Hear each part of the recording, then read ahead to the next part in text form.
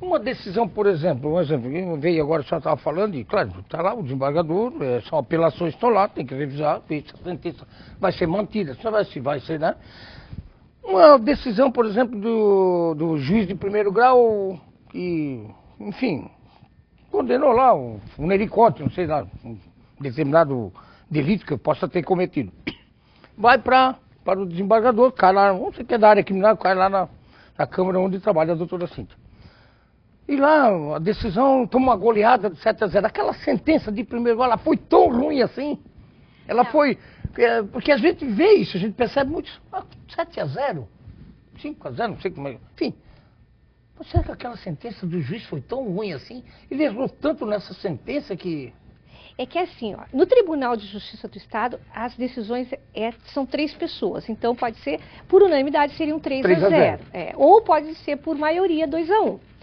No Tribunal Regional Eleitoral é que são por 7 né? componentes, né? Então aí há uma diferenciação e também são componentes vindos de várias esferas. Vem dos juízes de primeiro grau, vem desembargadores, juiz federal e da OAB. Então são 7 pessoas de distintas carreiras. De distintas carreiras, claro. Então, é um pouco mais heterogêneo. Lá nós somos quase todos juízes de direito. Tem os quinto constitucional, que é formado por um membro do Ministério Público e um advogado. Mas, na verdade, a grande maioria dos desembargadores são de juízes de carreira, né? O que acontece? Muitas vezes, não que o juiz de primeiro grau tenha errado, mas o que acontece? Às vezes a gente encontra falhas no processo. Às vezes as interpretações são diferenciadas. Então, assim, as pessoas... É óbvio que é difícil de entender. Poxa, mas uma pessoa deu uma decisão e condenou determinada pessoa a uma pena, chega lá e 3 decidiram, no caso da justiça comum, 3 decidiram absolver. Por quê? Aí você tem que olhar ali de modo mais amplo, mas vocês não... Primeiro que você já, ali para você já não é mais um caso, não é mais alguém da tua comunidade. É alguém que você nunca viu, nunca sabe. Eu estou julgando... De uma cidade que você também nunca passou, de lugares que você nunca teve contato nenhum. Não que isso faça diferença, mas quando você, como eu já fui juiz de primeiro grau muitos anos, você se sente às vezes muito pressionada pela comunidade em algumas situações.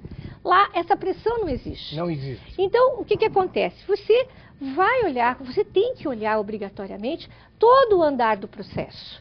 Se todas as provas foram colhidas de forma regular, se não houve nenhum tipo de prejuízo para o acusado, se não foi assodadamente feito alguma coisa que não preservou o direito de alguém, lá nós temos que garantir o direito das pessoas. E muitas vezes se percebe alguns erros no andamento do processo, erros na hora de ouvir pessoas, erros na hora de constituir advogado, erros que maculam todo o processo. E aí você é obrigado a absolver. Às vezes você encontra provas que não têm respaldo. Às vezes você encontra decisões baseadas em provas só do inquérito policial, que para nós não serve, precisa pelo menos uma prova judicial. Mas alguns juízes ainda entendem que basta aquela prova policial.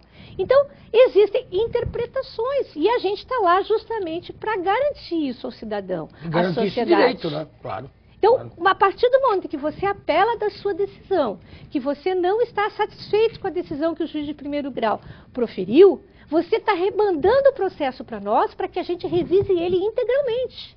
E aí nós vamos ter que dizer, olha, o juiz errou aqui, ou acertou aqui, acertou ali, e por isso vai ser mantida ou não a decisão. E quando ele erra muito, tem alguma penalidade?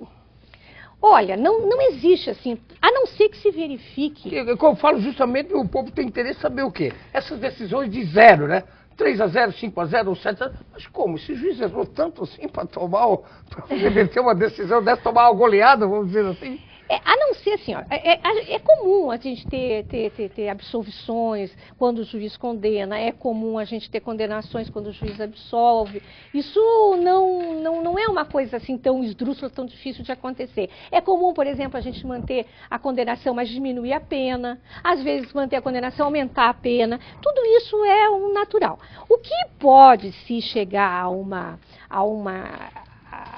a se ter uma ideia, talvez, de um juiz tendencioso, é quando você começa a ver uma série de situações onde o tribunal já se manifestou muitas vezes dizendo que é nesse sentido, o juiz vai em sentido diverso, e que haja nele dolo específico de prejudicar alguém. Aí ele pode ser punido. Aí ele pode ser, e deve ser punido. E deve Não ser punido, pode, né? deve ser punido. Né? A nossa corporação, nós temos uma corregedoria que existe justamente para isso. Nós temos que preservar essa justiça que nós tanto pregamos. Então, se você está vendo que alguém, um membro daquela corporação, está sendo